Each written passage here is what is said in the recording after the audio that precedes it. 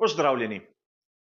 Na vrsto je prišel že četrti letošnji dirkaški vikend in kot običajno bomo tudi tokrat v uvodnem prispevku k veliki nagradi Japonske pogledali vse tiste značilnosti ter zanimivosti, še preden se bodo aktivnosti na progi pričele.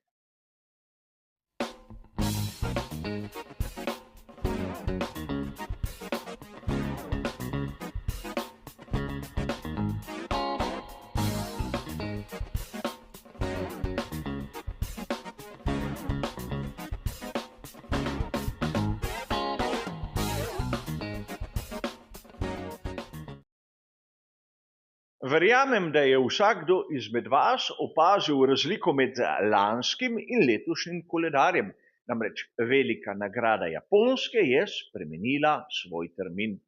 Če je bila običajno tam proti koncu sezone svetovnega prvenstva Formule 1, je letos pravzaprav na začetku samega koledarja. In gre za željo organizatorjev, da bi dirke, ki so nekako blizu, povezali v nekakšne turneje in tako zmanjšali tisti ogljični odtis, ki ga proizvede celoten cirkus Formule 1. Tako smotrno in uspešno je to, bomo seveda govorili kdaj drugič.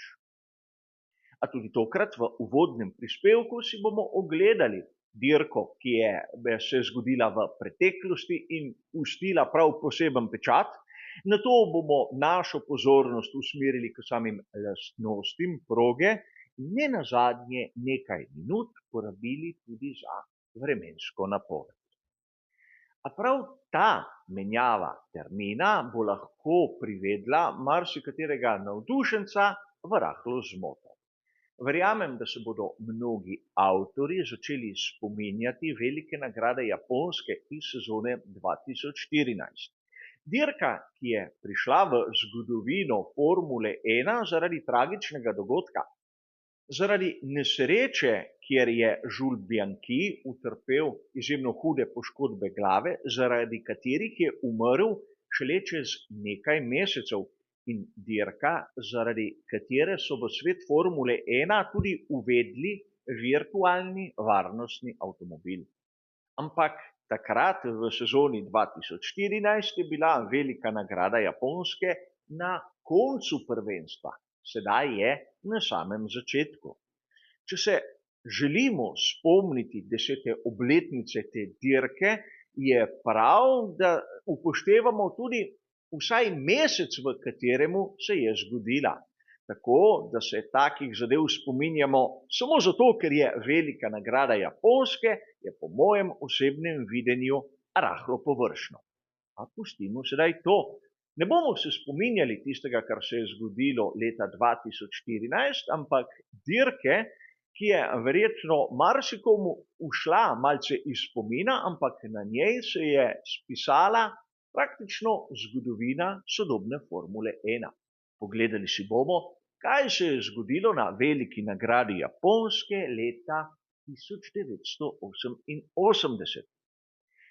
Seveda sezona, ki je marsikomu ostala v spominu kot tista, kjer sta Alain Prost in Ayrton Senna zmagala vse dirke na koledarju, razen velike nagrade Italije.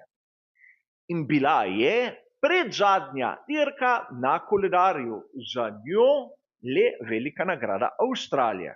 In zopet zanimivost. Tokrat, ko so Japonski spremenili termin, je praktično bila velika nagrada Avstralije pred dirko v Suzuki.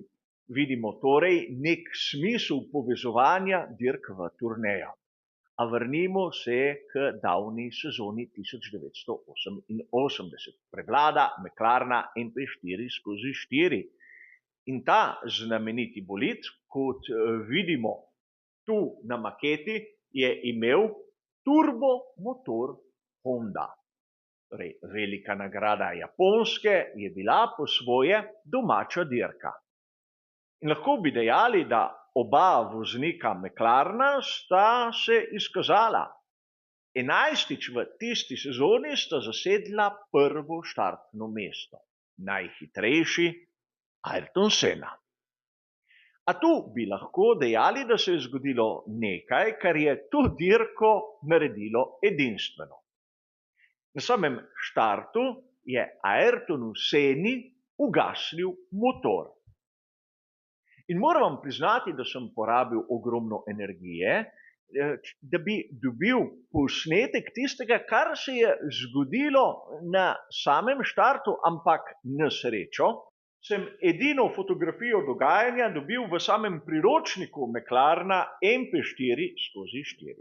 Kot vidite tu, Ayrton Senna z dvignjenimi rokami in vsi ostali v ozadju, ki se mu dobesedno izogibajo.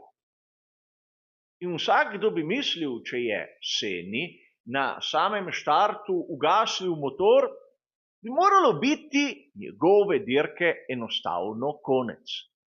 Ampak verjetno večina izmed prisotnih je pozabila na neko lastnost proge v Suzuki.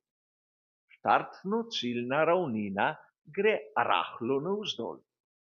In Ayrton Senna v tisti priložnosti je samo stisnil sklopko, pustil seveda bolid v prestavi, dobil malce hitrosti in v drugem poizkusu mu je uspelo njegov McLaren MP4/4 spraviti v pogon. Na nesrečo je bil takrat 14. In kot bi si lahko marsikdo predstavljal, je takrat začel dobesedno divjo dirko, da bi ulovil svojega moštvenega kolego Alaina Prosta, ki je bil enostavno brez večjih težav in nasprotnikov v ospredju. In Ayrton Senna je bil znan po tem, da je bil nepopustljiv, izjemno energičen ter iz kroga v krog je razdaljo manjšal. In tu mu je na pomoč priskočilo celo vreme. Namreč začelo je dobesedno rositi, ne moremo govoriti o pravem dežju, ampak asfaltna površina je bila rahlo vlažna. In v tistih pogojih je bil Ayrton Senna dobesedno fantastičen. Po drugi strani, Alain Prost je začel imeti težave z menjalnikom. Zgodilo se je, da je dobesedno zgrešil predstavo in tako je samo za krog, na primer v vodstvo prišel Ivan Capelli z marčem. A Ayrton Senna, kot ste verjetno uganili tudi sami, je dohitel Prosta in ga v tistih izjemno zahtevnih vremenskih razmerah tudi prehitel. Prišel je čez ciljno črto kot vodilni in tako tudi v sezoni 1988 postal svetovni prvak. Kljub temu, da je zbral manj točk kot njegov nasprotnik. Namreč v sezoni 1988 so se rezultati tudi odbivali in Alain Prost, kljub temu, da je zbral več točk, je imel tudi več odbitkov. Namreč Ayrton Senna je tudi odstopil večkrat kot Prost. A ne glede po takratnem pravilniku je prav na veliki nagradi Japonske ustvaril tisto razliko in bil prvič okronan za svetovnega prvaka Formule 1. Dirka, o kateri se ne govori prav pogosto, ampak kot smo videli, je imela kar nekaj zanimivih iztočnic, a ne smemo pozabiti še na dve. Na štartnem razporedu smo imeli dva Japonca, ki sta se vpisala v zgodovino. Satoru Nakajima z Lotusom je bil izjemno dober na samih kvalifikacijah, kljub temu, da mu je v petek, tistega vikenda, ko je bila na vrsti velika nagrada Japonske, umrla mama. Nekaj podobnega smo videli leta kasneje pri Michaelu Schumacherju. In Aguri Suzuki, ki je vskočil namesto Janika Dalmaja, pravzaprav v zadnjem trenutku. In Aguri Suzuki je verjetno mnogim mlajšim navdušencem bolj znan kot lastnik in voditelj tiste simpatične ekipe Super Aguri. A seveda gre za japonski fenomen. A če smo govorili o japonskih fenomenih z volanom, ne smemo mimo proge v Suzuki, ki je fenomenalna. Ima praktično obliko številke 8, torej ima nadvoz in podvoz. In ne smemo pozabiti, da na 18 ovinkih jih imamo kar nekaj s specifičnim imenom. Verjetno marsikdo pozna tisti R130, ampak na progi v Suzuki imamo tudi R200. Imamo žlico in imamo tudi lasnico, seveda s takim določenim imenom. Tako da vsak ozek ovinek na koledarju svetovnega prvenstva Formule 1 ne moremo kar tako pavšalno imenovati lasnica. Tako se mora imenovati na sami progi, namreč v angleščini hairpin. In tu je treba poudariti še neko zanimivost proge v Suzuki. Imamo del, ki se imenuje dobesedno kača, kombinacija levega in desnega ovinka. In verjetno marsikdo se bo začel smejati, namreč na progi v Suzuki imamo dobesedno prvi in zadnji ovinek. A seveda, to je ena izmed mojih muh, da ovinke na progah svetovnega prvenstva Formule 1 rad imenujem z njihovim imenom in pri tem nočem biti nekako pavšalen. Saj res, marsikdo bo dejal, da Kimi Räikkönen je nekoč dejal, da si imena ovinkov zapomni po zaporednih številkah, a mi nismo Kimi, ne v dobrem, ne v slabem. A če pogledamo sedaj lastnosti te znamenite in zgodovinsko izjemno pomembne proge, ki ima 18 ovinkov, bomo videli neko specifiko. Samo eno območje DRS, kar ni nič takega. Ampak detekcijska točka za to edino območje DRS je v bistvu izjemno oddaljena od samega začetka. Približno takoj za znamenitim ovinkom R130. In seveda ime pomeni sam kot spremembe vožnje, tako kot pri R200.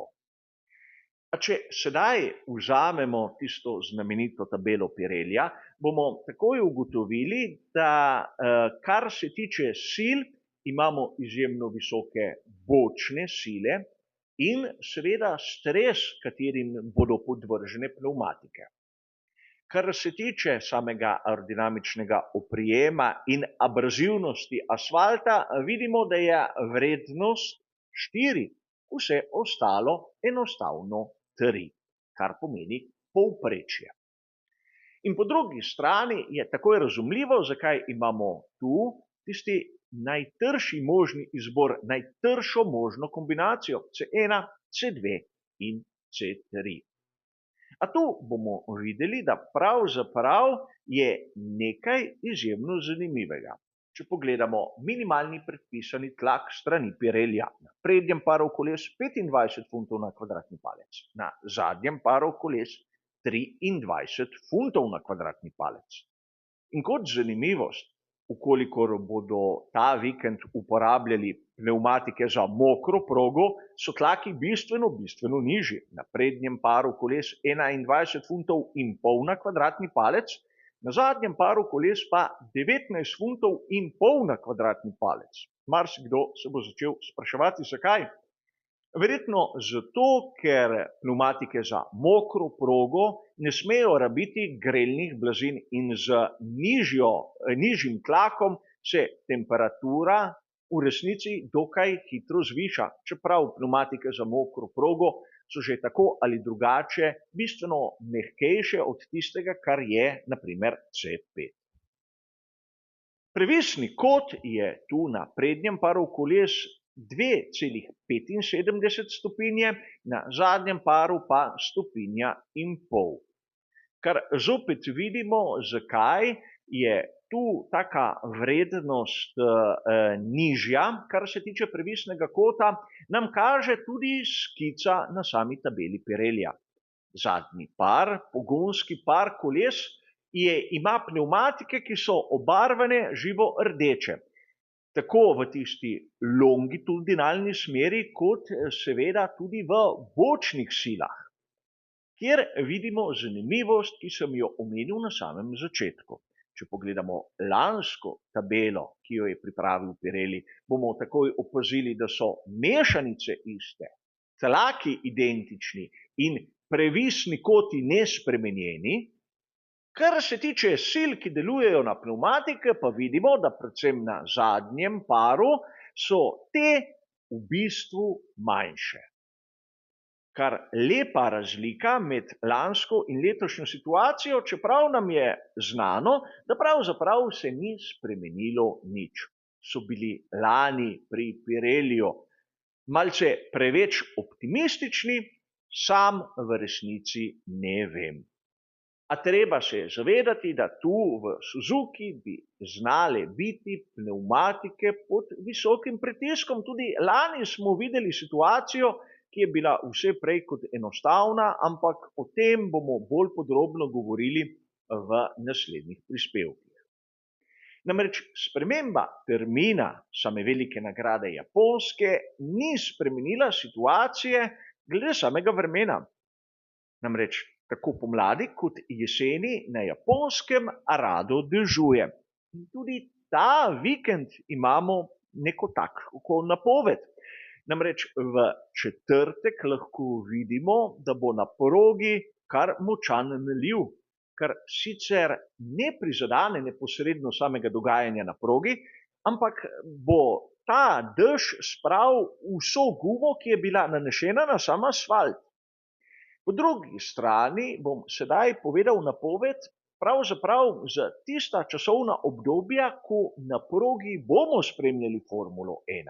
Naprimer v petek bo oblačno med 9 in 15 stopinj Celzija, torej bistveno hladneje kot v Avstraliji. V soboto bomo lahko videli kakšen sončen žarek, ampak temperatura se bo dvignila med 11 in 16 stopinj Celzija, torej ne bo bistvene spremembe.